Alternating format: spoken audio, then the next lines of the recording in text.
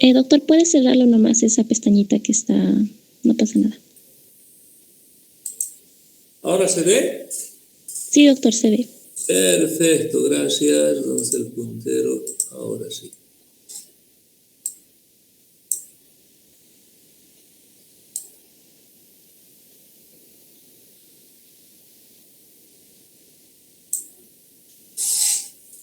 Son las 7:00. Empezaremos con el tema de fiebre reumática. Vamos a ver, es un tema que es una patología que no se la ve muy frecuentemente ya. Ahora, quizás cobraba importancia antes, pero lo que vemos ahora son las secuelas de la fiebre reumática activa que veíamos antes. Vale la pena, pero recordar algo de bacteriología aquí. Si ustedes entienden, es una patología posinfecciosa, o sea, después de la infección por estreptococo del grupo A. Y para eso debemos saber qué son los estreptococos. Estrepto significa cadena, coco, coco. Por lo tanto, son una cadena de cocos, ¿verdad? Que a veces se los ve también de pares o en cadenas nada más. Son anaerobios facultativos, o sea que pueden vivir también sin oxígeno en situaciones extremas. No forman esporas, no tienen catalasa y no son móviles. Ahora, uno siempre ha escuchado hablar de estreptococo beta hemolítico del grupo A, dicen, o estreptococo piógenos. Aquí están hablando de un estreptococo beta hemolítico, o sea que produce hemolis completa en el medio de cultivo, que pertenece al grupo A por el antígeno de pared y que además tiene un apodo, estreptococo piógenes se llama. Y la clasificación esta viene de esto. Los estreptococos se clasifican según el grado de hemólisis que producen.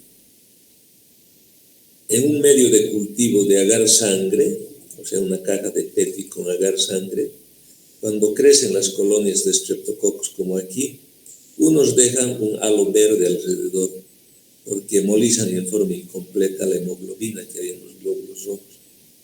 A eso se los conoce como alfa hemolíticos o viridans también, por el color verde. Han debido escuchar, estreptococo viridans.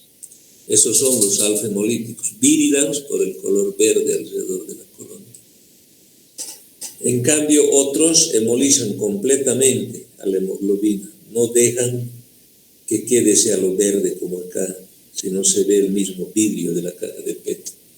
A eso se llaman los beta hemolíticos. Y otros no hemolizan nada, ni completa ni incompletamente. Se llaman los gamma hemolíticos o no hemolíticos. Entonces, esa clasificación de alfa hemolítico, beta hemolítico, gamma hemolítico es de acuerdo a la intensidad de hemólisis que producen o si no producen hemólisis, ¿verdad? Ahora, la doctora, aquí por ejemplo tienen ustedes los alfa hemolíticos con un halo verde alrededor de las colonias.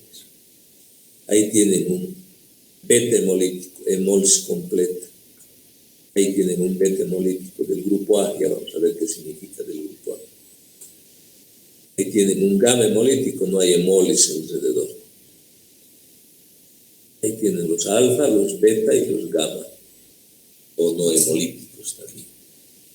En 1933 la doctora Lancefiel encontró que los estreptococos no eran uno solo, sino eran un grupo de estreptococos que tenían diferente polisacárido en su pared. Y los fue clasificando. A los que tenían rhamnosa en acetilglucosamina los puso del grupo A, rhamnosa glucosamina del grupo B, rhamnosa acetilgalactosamina del grupo C, etcétera, etcétera. Hasta ahora hay estreptococos que son de 23 serotipos, del grupo A, B, C, D, E, G, F, H, I, J, K, hasta la B chica, son 23.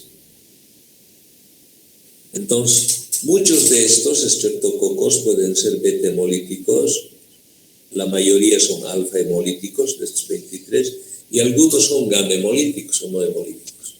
Entonces, cuando dicen estreptococo beta hemolítico del grupo A, significa que están hablando de este. Es un beta hemolítico porque produce mols completo. Y es del grupo A porque tiene rhamnosa N-acetilglucosamina, a diferencia de los otros estreptococos, de los otros grupos. Y se lo llama también Piógenes. ¿Por qué? Porque el primer aislamiento fue obtenido de una secreción purulenta, por eso Piógenes. Ahora, este es el principal causante de faringitis, de piodermitis. Y después de que se producen infecciones de faringitis, sobre todo, los anticuerpos que se producen contra el estreptococo del grupo A, ya vamos a ver contra qué estructura, a la postre nos pueden ocasionar fiebre reumática aguda. Ese es el tema de hoy día. Claro que hay otros estreptococos que también producen anticuerpos que a la postre nos pueden dar glomerulonefritis post-estreptococcus. Entonces, de ahí nace ese concepto de estreptococo. Para entender recién esto, lo que les decía. Estreptococo beta hemolítico del grupo A o estreptococo Piógenes. Esta es por la capacidad de hemolizar completamente en agar sangre. Del grupo A es por el polisacárido que tiene propio de él.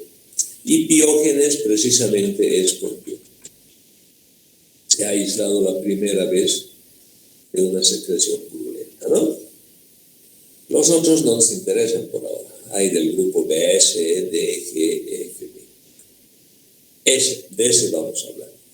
Si hablamos de este estreptococo, vamos a ver, este es el estreptococo del grupo A, que posee una especie de pelos en su superficie, ven acá como vellos, bien clarito. A eso se llama la proteína M.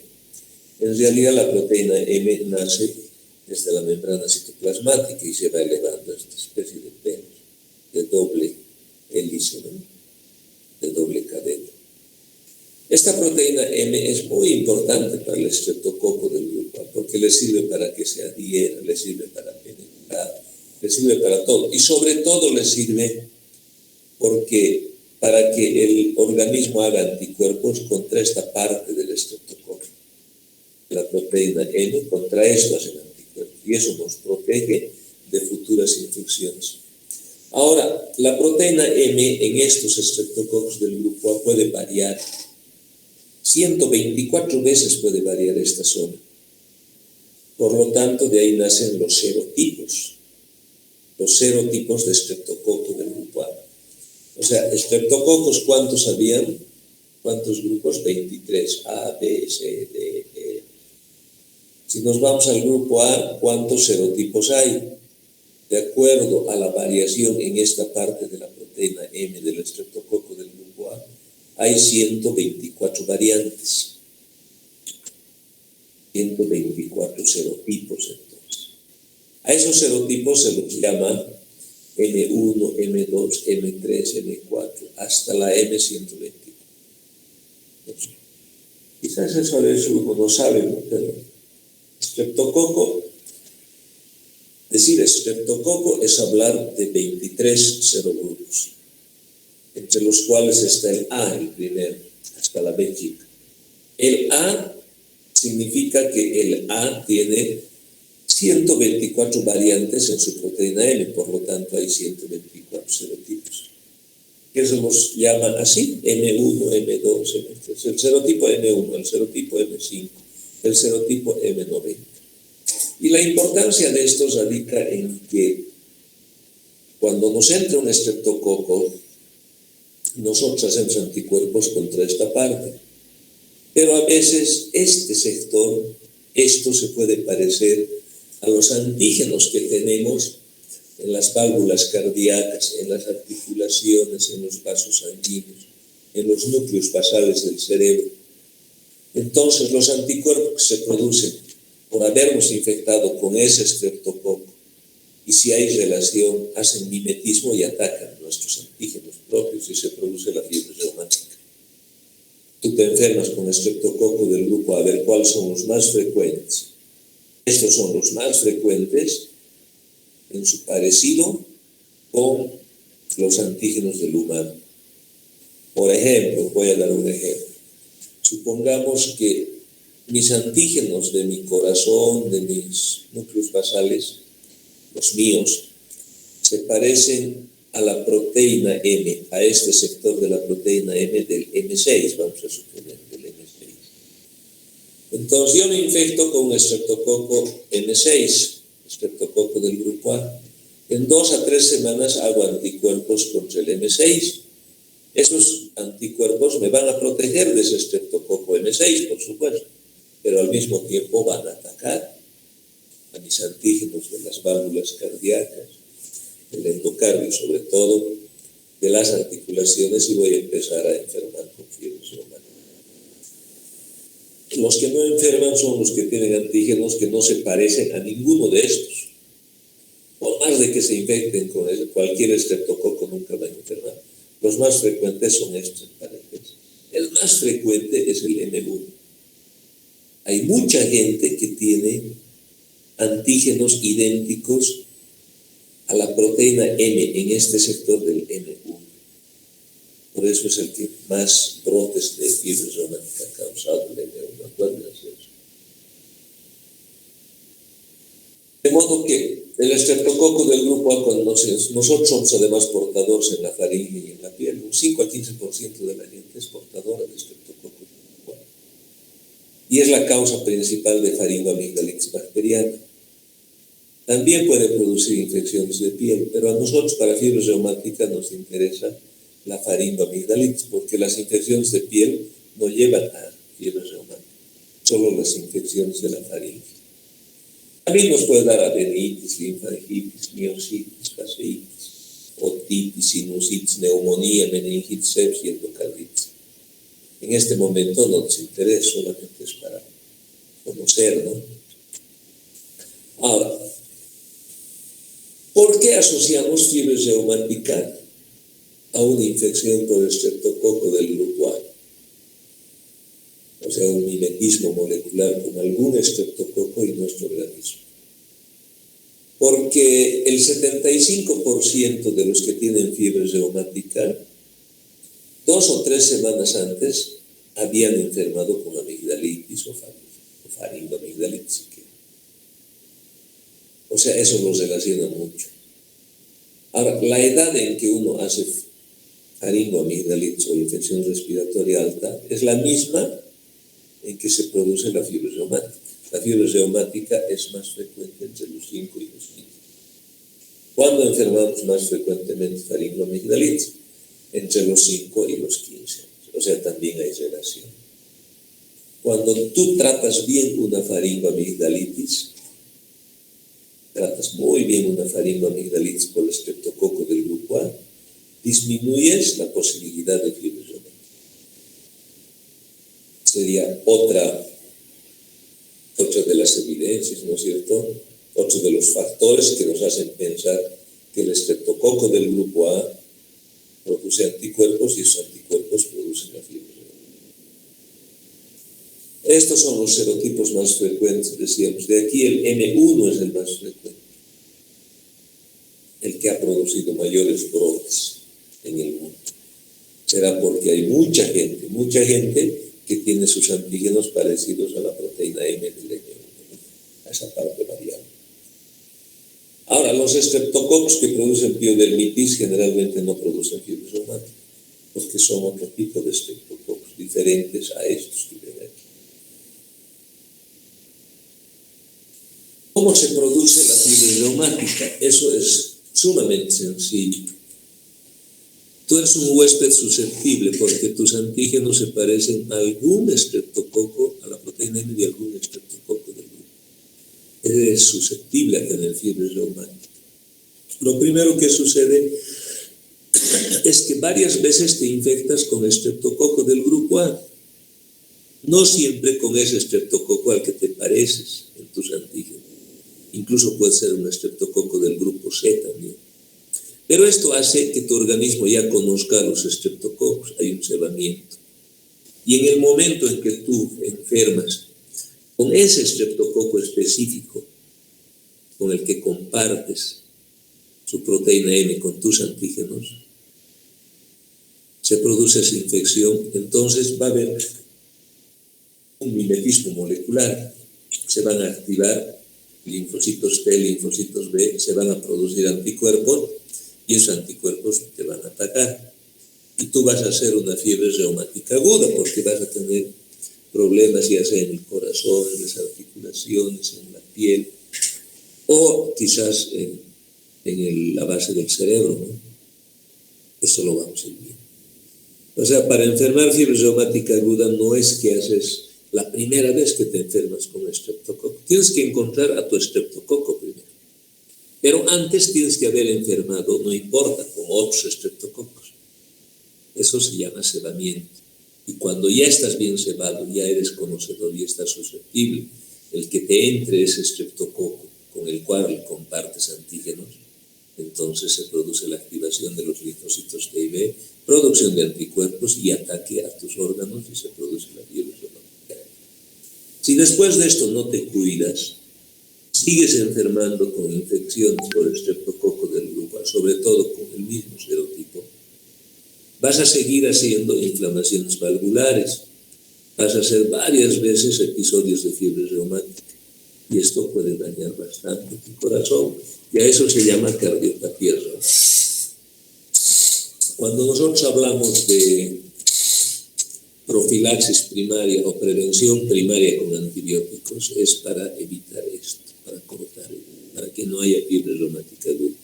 Te infectas con un estreptococo del grupo A, trátate bien para que no haya cebamiento. Te enfermas con otro estreptococo, trátate bien para que no haya cebamiento. O cuando entre el estreptococo específico para vos, no produzca fiebre reumática aguda. En cambio, cuando ya has tenido fiebre reumática aguda, también tienes que prevenir que no hagas más fiebres reumáticas. A eso se llama prevención secundaria y ya es para evitar la cardiopatía reumática. Creo que eso está claro. En esta gráfica, por ejemplo, tienes un estreptococo del grupo A que está entrando aquí hasta las células, estimula los linfocitos B para la producción de anticuerpos, siempre con participación de las células T a través de la presentación de antígenos por macrófagos en la faringe. Y estas células ayudan a los T a producir anticuerpos. Y esos anticuerpos, en forma cruzada, reaccionan contra tu corazón, contra tu cerebro, tus articulaciones, tu piel y tejidos blandos. Y se produce la fiebre reumática. Ahora, mecanismo claro, pero no existe. Lo que sí se sabe es que hay el cebamiento antes de la fiebre reumática. ¿Quiénes pueden cebar? No solamente los A, también el C, el estreptococo del grupo G también. La proteína más aceptada es esta, la teoría del mimetismo molecular, la teoría inmunológica. El mimetismo, la identidad entre la proteína M y también a veces proteínas de la membrana del estreptococo, el carbohidrato y el uronidato de la cápsula, con antígenos de tu huésped. Pero sobre todo la proteína M con el antígeno del huésped. Esa identificación es lo que produce al final el mimetismo y la reacción cruzada. Había antes una teoría de la citotoxicidad por estreptolicina, ya no está más difundida esa, ¿no?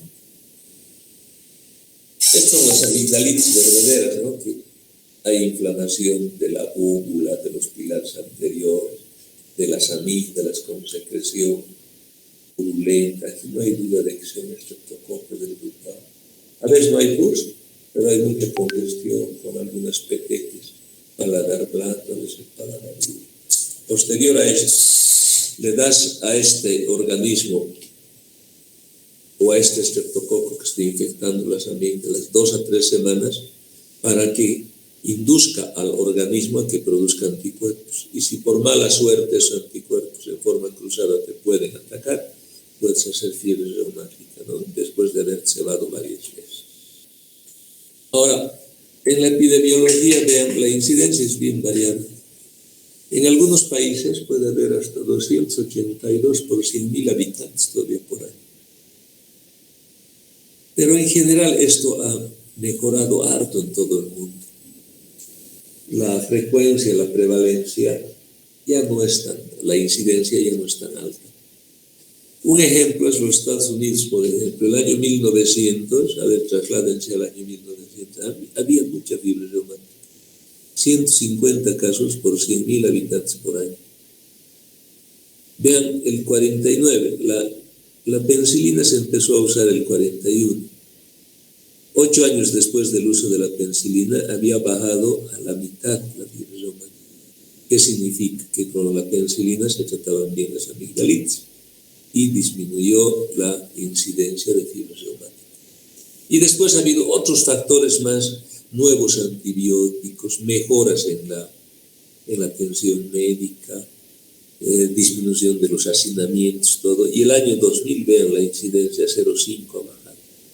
Y les decía eso, probablemente sea porque las condiciones de vida han mejorado, tienes más acceso a los médicos, mejores antibióticos, más uso de antibióticos.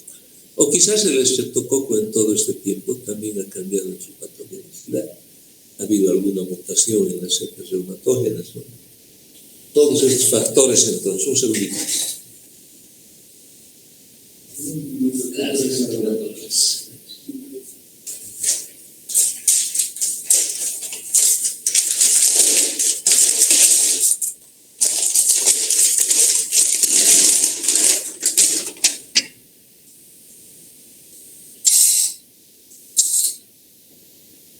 Entonces, todos estos factores han debido hacer que la incidencia de fiebre reumática caiga en todo el mundo.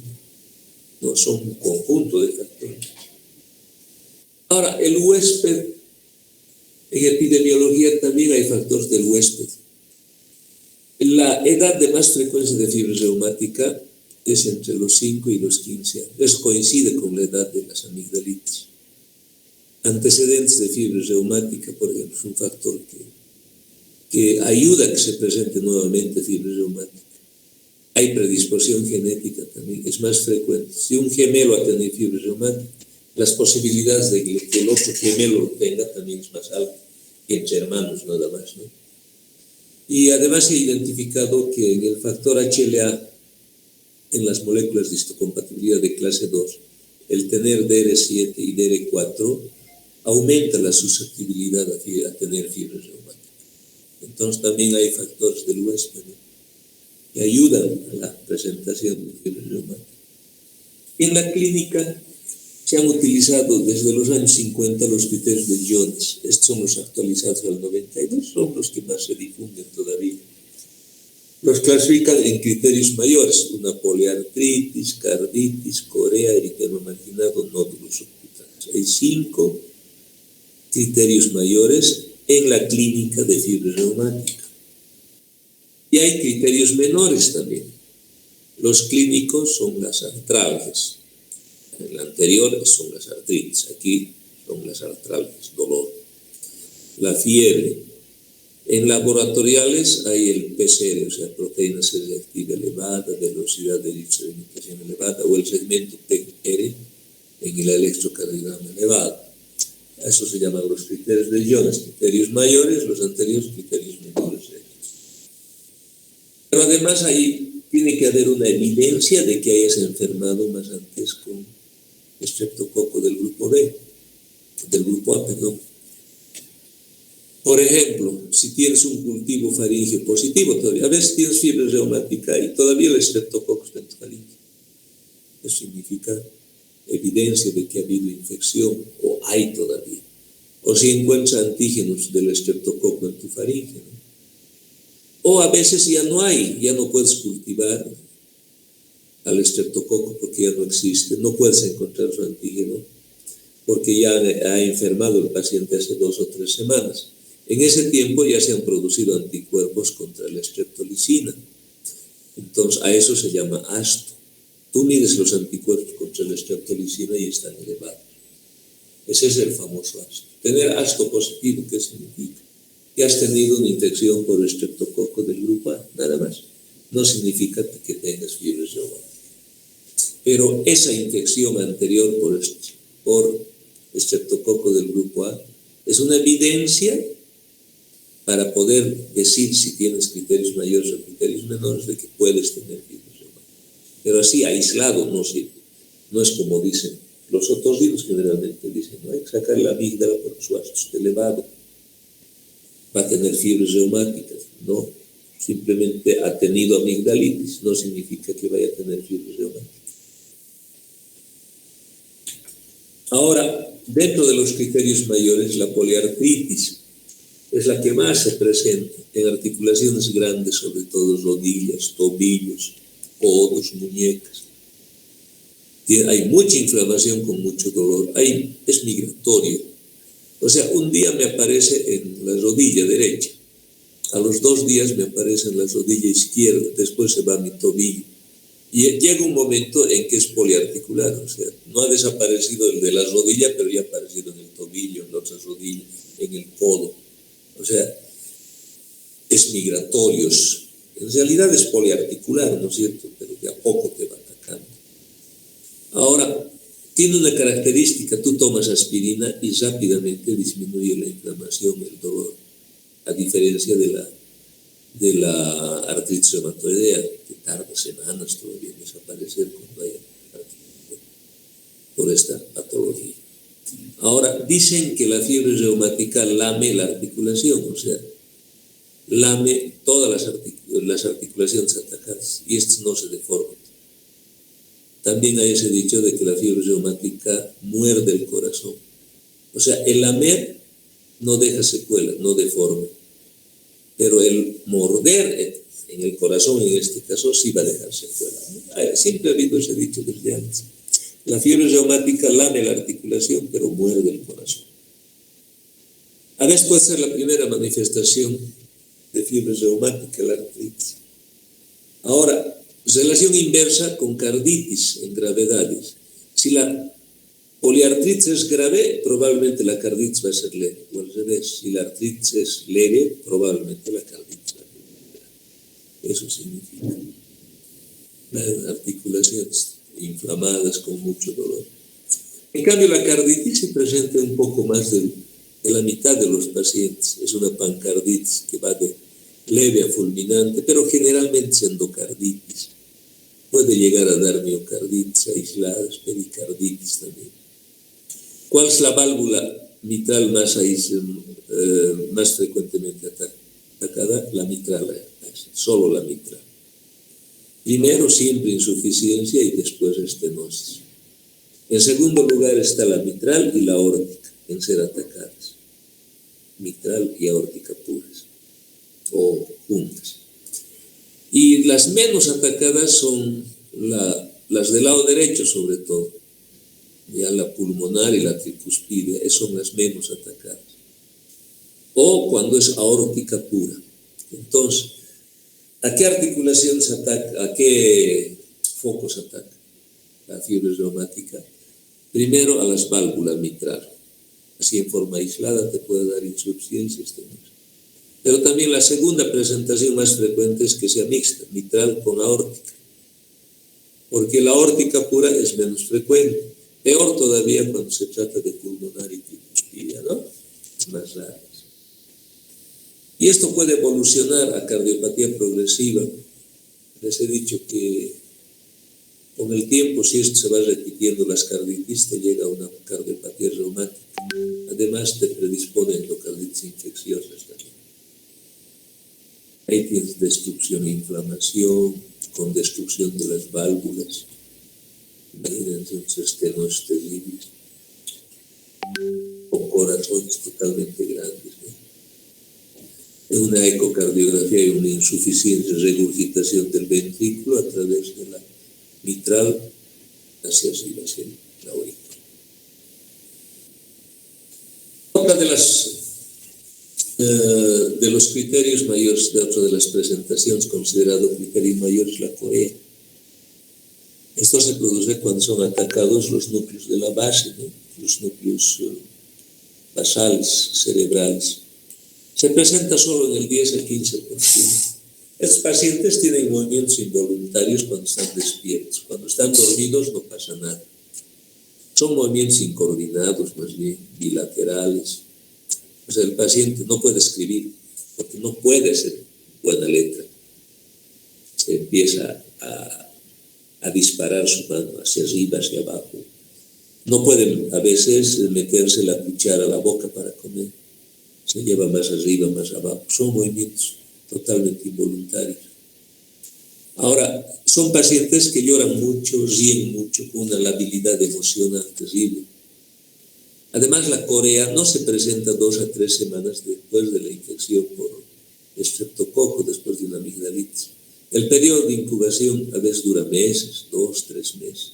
Después de 2 a 3 meses recién existe esto, igual que los nódulos subcutáneos. Y esto generalmente no deja secuelas. El tener corea no significa que con el tiempo vas a seguir con los mismos movimientos, esto cura 100%. El eritema marginado es más raro todavía, el 3% de los casos van con eritema marginado. Son lesiones maculares, eritematosos, como serpientes con un centro pálido de anulares. No siente escozor el paciente, es frecuente en el tronco, en las extremidades, pero no en la cara. Si vemos estas. Y los nódulos subcutáneos, más raros todavía, son nódulos debajo de la piel de 1 centímetro y sobre todo en la superficie extensora, en el codo es frecuente, en la espalda también. Vamos a ver eso. Este es el eritema marginado, lesiones serpentiginosas que a veces hacen lesiones anulares, si se fijan. Aquí como en placas, ¿no es cierto? Esto muy rara vez, no creo que vayan a ver alguna vez. Yo he visto una vez esto, 2 veces, no me acuerdo. Vean, son lesiones. Un centro más pálido y más levantado, muy parecidos a las de las micosis, pero el color es lo que varía, ¿no?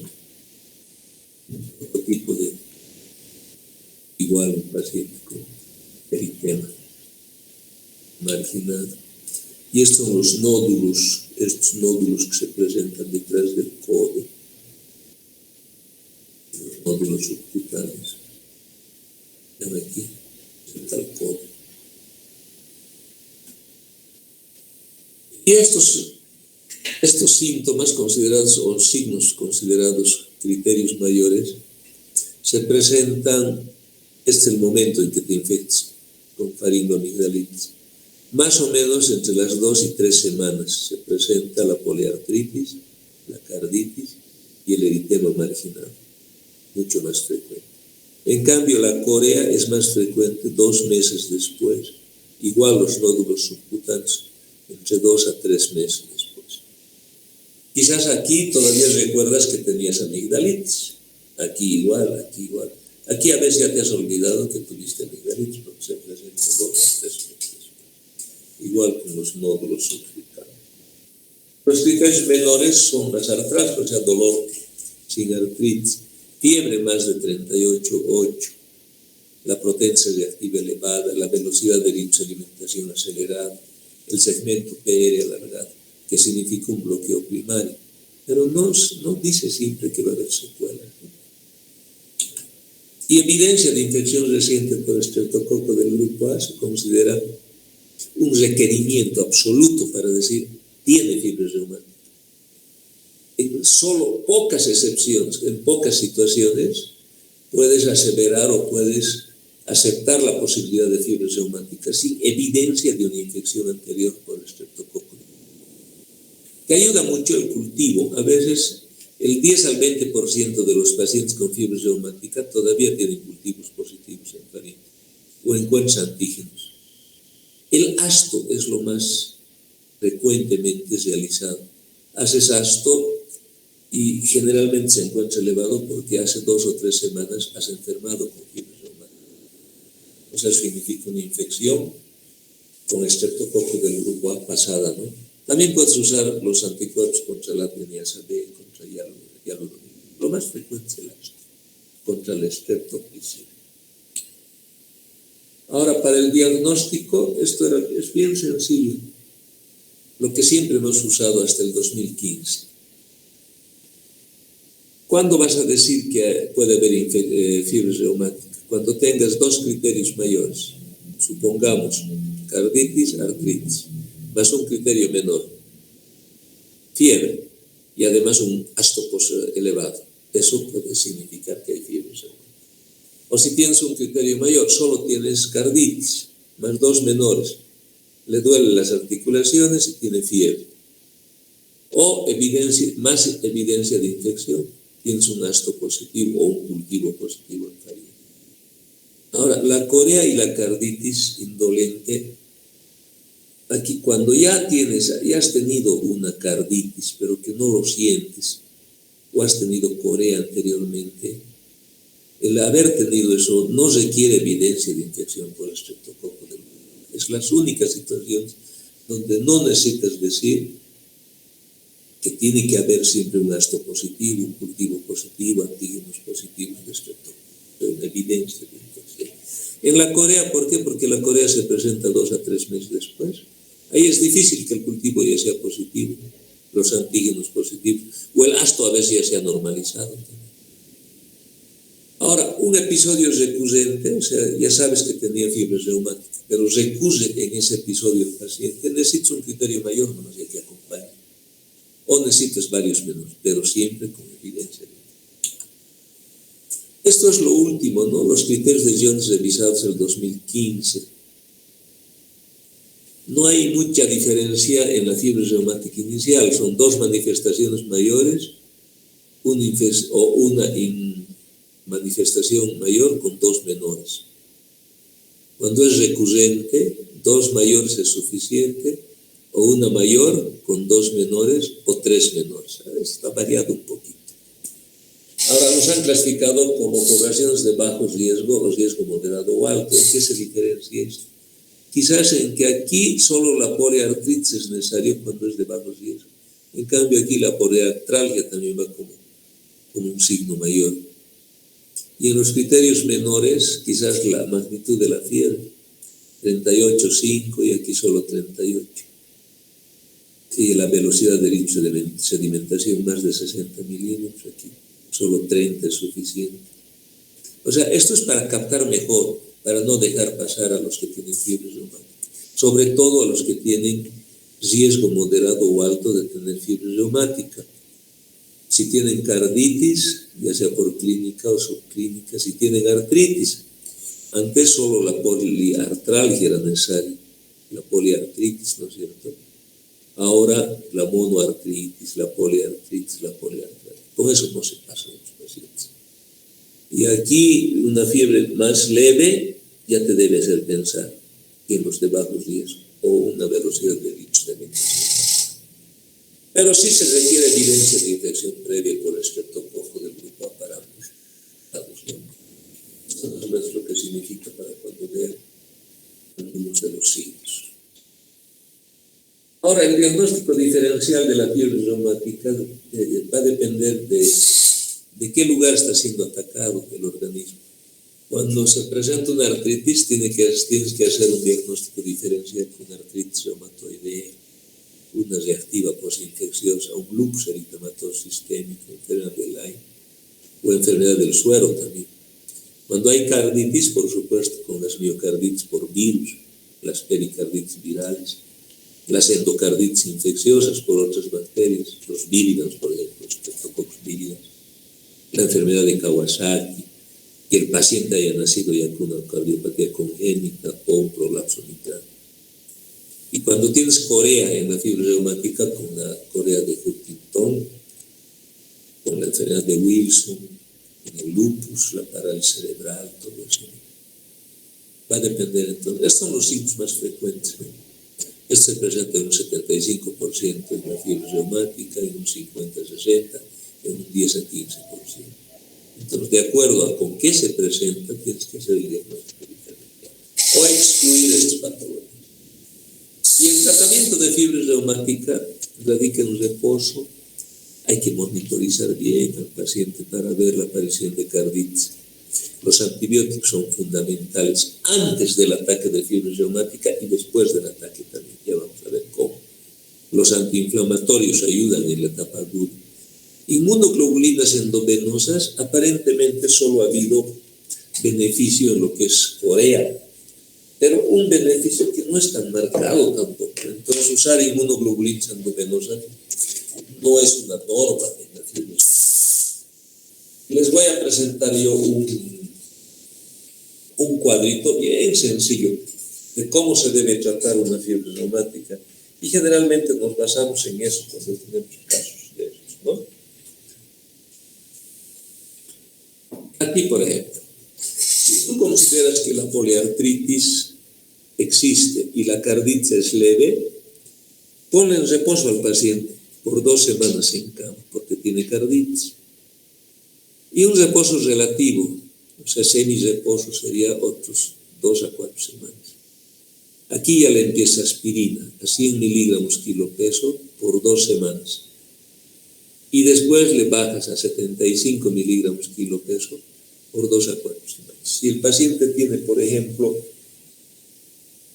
20 kilos, la aspirina le darás 2 gramos acá y después le bajarás a 1,5, más o menos. Cuando la carditis es moderada, hay que recomendar reposo de 4 semanas en cama. Y otras 4 a 6 semanas un reposo relativo, ¿no? Ahí tienes que empezar ya prednisona a 2 miligramos kilo peso durante 2 semanas. Y cuando está empezando la segunda semana, empezarle ya aspirina. O sea, esa semana vas a recibir prednisona, vas a seguir recibiendo todavía, pero ya le has empezado aspirina a 75 kilo peso durante 4 a 6 semanas. ¿Se entiende, no? Prednisona le empieza ahora. Hasta hoy es martes, y prednisona le va a seguir hasta el martes siguiente y el subsiguiente. Pero el siguiente martes ya le empiezas aspirina 75 mil. Entonces va a haber una semana en que va a recibir las 2 cosas. Ahora, cuando las carditis son graves o viene con insuficiencia cardíaca o pericarditis, hay que, durante toda esa etapa de carditis, hay que dejarles en la cama y 3 meses más de reposo relativo. Ahora, ahí tienes que dar prednisona a 2 miligramos kilo peso día por 3 semanas. Y la aspirina, igual, empiezas en la 3ª semana, antes de acabar prednisona. 1 semana antes de acabar prednisona ya empieza aspirina. 75 miligramos y le das 2 meses. 8 semanas sería lo mismo, ¿no? Buen esquema es ese. Ahora, ¿qué se llama prevención primaria? Prevención primaria significa que cuando te enfermas con amigdalitis, no tienes todavía fiebre reumática, erradicas rápido el estreptococo metamolítico del lenguaje. Trátate bien la amigdalitis. Y eso lo puedes hacer con una penicilina benzatínica, 600.000 unidades una sola vez, una ampolla nada más de 600.000 unidades de penicilina benzatínica si el chico tiene menos de 27 kilos. Si tiene más de 27, 1.200.000, o sea, el doble, ¿no? Puedes usar también penicilinas orales, 250 en menores de 27 kilos, 500 en mayores de 27 kilos, 3 veces al día durante 7 días. Buen tratamiento de amigdalitis. Cefalosporinas también podría usar, de primera generación, de tercera generación, 10 días. Macrólidos están de moda, la citromicina, la claritromicina, ya no hay tanta eritromicina, o la clindamicina sobre todo, ¿no? Esto incluso, a ver, si te enfermas con amigdalitis y estás 7 días de enfermo con amigdalitis, ¿servirá tratarse todavía los 7 días para evitar fiebre reumática? Sí, sirve. Hasta los 9 días puede servir. Ya, porque las amigdalitis se autolimitan a los 15 días. En esos días últimos, esos 6 días últimos, son los días en que prácticamente se produce la producción de anticuerpos. Entonces, hasta los 9 días tú puedes evitar eso, ¿no? Ahora, prevención secundaria, ¿qué significa? Cuando ya has tenido fiebre reumática, ya no tengas más amigdalitis para no tener más fiebres reumáticas y llegar a ser una cardiopatía reumática. Generalmente a los que han tenido fiebres reumáticas se les dan 600.000 unidades de benzatínica en menores de 27 kilos o 1.200.000 cuando tienen más de 27 kilos de peso. Cada 3 o 4 semanas. En la práctica es cada mes, ¿no es cierto? Lo ideal es cada 3 semanas. Hay que darle, o por vía oral también, fenoximetilpenicilina, 250 miligramos 2 veces al día. O eritromicina, que son alérgicos.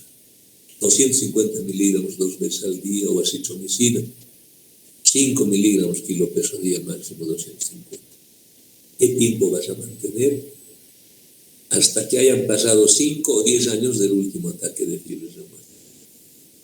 O sea, esa profilaxis es larga. O hasta que el paciente haya cumplido 18 o 25 años. No sé si llegará más antes, a los 5 o 10 años, o a los 18 o 25 años de edad. Pero si ha tenido cirugías por fiebre reumática, la carditis ha sido grave, entonces de por vida hay que darle atención. El pronóstico de una carditis inicial, si tú solo tienes una carditis, o sea, un ataque de fiebre reumática, y te cuidas bien posteriormente, haciendo buena profilaxis, el 70% de estos pacientes pueden quedar libres de daño cardíaco cuando se hace entonces una buena profilaxis. Por eso, tienes fiebre reumática, ya te dio fiebre reumática, has tenido carditis. A partir de ese momento cumplí bien las indicaciones de penicilina benzatínica, penicilina oral, durante esos 5 o 10 años, no sé, hasta tus 18 o 25 años, para evitar cardiopatía reumática y sobre todo para que en un 70% tengas posibilidad de curar lo que te ha dado, ¿no? También, más grave es la carditis, más grave va a ser la cardiopatía residual. La carditis en el primer ataque, si tienes carditis en el primer ataque y vas a hacer un segundo ataque, es mayor la posibilidad de que tengas carditis. O sea, otra razón más para cuidar. Luego, antes de los antibióticos, el 75% tenían recidiva de su carditis. De esto, el 50% el primer año, 10% en los siguientes 5 años. Harto, ¿no? La corea pura, es cierto, se autolimita la corea, pero también en los siguientes años te puede dar cardiopatía reumática. O sea, después de que has tenido solo corea, no te ataca el corazón, no había ataque a las articulaciones, solo corea. La siguiente vez te puede predisponer a que tengas carditis más. Por lo tanto, hay que hacer profilaxis después de una corea. Y hay que hacer profilaxis incluso hasta 20 años, dice. Y si haces eso, seguramente tienes buenas posibilidades de mejorar de todas las lesiones, o evitar más bien lesiones, ¿no? A nivel de corazón.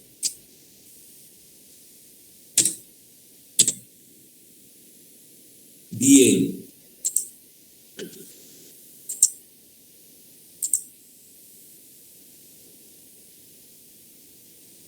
¿Me escuchan? Sí, doctor, se le escucha.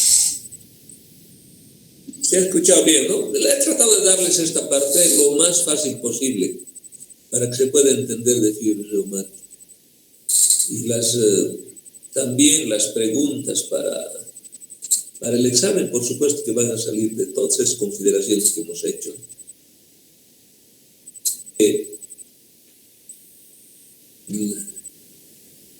Creo que el 3 ya da examen de pediatría.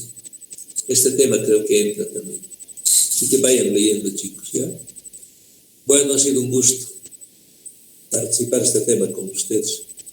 Ya vamos a estar viendo otros temas. Creo que me toca dar encefalitis rábica, o sea, rabia, y meningoencefalitis viral y bacteriana más en este curso, ¿ya? Bueno, que estén bien. Muchas gracias, doctor. Que les vaya muy bien.